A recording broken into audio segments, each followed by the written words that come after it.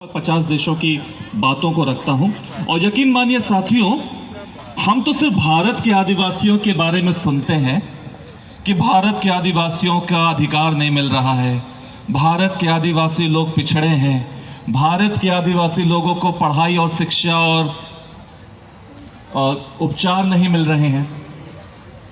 ये जो दशा है और ये जो दिशा है, ये लगभग सभी विश्व के देशों में है। अभी हाल में मैं इटली होकर के आया, रोम में था, और वहां पर हम लोगों ने एक अधिवेशन में भाग लिया।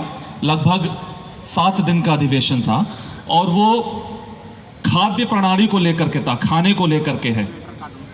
और वहां पर ये बातें की चर्चाएं हुई कि आदिवासियों का जो खाना होता है, भोजन होता है, वो आज का जो मॉडर्न, जो आज का जो विकसित समाज का जो भोजन है उससे काफी अलग होता है। उदाहरण के तौर पर अगर आज हम बाजार में देखें तो हद से हद, ज्यादा से ज्यादा 4 या 5 या 8 प्रकार के चावल मिलेंगे। हम छत्तीसगढ़ में जाएं तो वहां पर 1000 से ज्यादा वैरायटी के चावल वहां पर उपस्थित हैं। और जब हम बात करें कि पूरा विश्व आज रागी को लेकर के आगे बढ़ रहा है, तो रागी जो मिलेट है, इसको तो हम आदिवासी लोग बचपन से ही, जब पैदा होते हैं तब से ही खाते चले आ रहे हैं। तो इस तरह की बहुत सारी बातों की चर्चाएं होती हैं।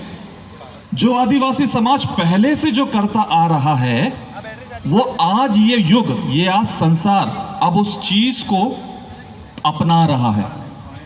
और संयुक्त राष्ट्र भी आज ये बोल रहा है, खुल करके ऐलान कर रहा है कि अगर पर्यावरण को बचाना है, अगर जीवन को बचाना है, अगर पृथ्वी को बचाना है, तो आदिवासी से सीखो। केवल आदिवासी ही है जो पर्यावरण, भोजन और जीवन के संरक्षण कर सकता है।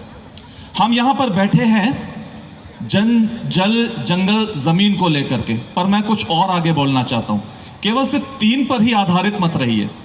जल, जंगल, जमीन, इसके आगे भी है जन, जीवन, जीव जंतु। इनके बारे में हमने कभी बात नहीं करी। तो जल, जंगल, जमीन, जन, जीवन, जीव जंतु, इनके बारे में भी बात होना चाहिए। पर्यावरण के बारे में बात होना चाहिए।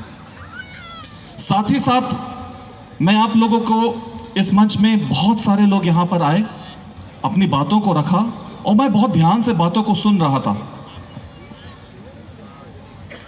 मैं आज जो बोलने वाला हूं, हो सकता है आप लोगों को चोट लगेगा, आप लोगों को दुख पहुंचेगा जो मैं आज बात करने वाला हूं, पर मैं सच बोलूंगा। और सच ये है, भूखे पेट आंदोलन नहीं होता। भूखे पेट आंदोलन नहीं होता। दूसरा, आज हम सारे आदिवासी दूर दूर से यहां पर आए हुए हैं। किसी ने 2 वक्त की रोजी रोटी को, अपनी नौकरी को छोड़ करके, छुट्टी लेकर के, 1 दिन का अपना काम को छोड़ करके यहां पर आया। उसने अपना पेट काट करके यहां पर आया। तीसरी, जब हम आर्थिक रूप से सशक्त नहीं होंगे, हम कुछ नहीं कर पाएंगे। हम ऐसे ही यहां पर आंदोलन करते रहेंगे, नारा करते रहेंगे, लेकिन जब आप इतने बड़े सम्मेलन को आर्थिक रूप से सशक्त होकर के आप सपोर्ट या आप इसको सहारा नहीं दोगे, तो यह सम्मेलन नहीं हो पाएगा। चौथा, हम आदिवासी अधिकारों की बात करते हैं। अधिकार कैसे मिलेगा? अधिकार इसलिए नहीं मिलेगा क्योंकि हम लोग पेशा कानून के ऊपर बात करते हैं, हम लोग संविधान के ऊपर बात करते हैं, और हम लोग बहुत सारी ऐसी बातें हैं जिसको बोलते लॉ के ऊपर, कानून के ऊपर बात करते हैं। ये जो समस्या है, ये समस्या कानूनी समस्या है, ये समस्या राजनीतिक समस्या है।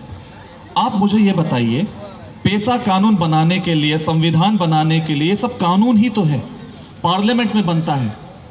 हमारे अगर जनप्रतिनिधि उस कानून को बनाने के लिए सक्षम नहीं होंगे, तो हमारे लिए वो कानून बनेगा ही नहीं। और अगर हमने ऐसे जनप्रतिनिधि चुन करके वहां पर बैठाया जो स्वयं अपने बारे में सोचते हैं, जो अपनी आर्थिक उन्नति के बारे में सोचते हैं,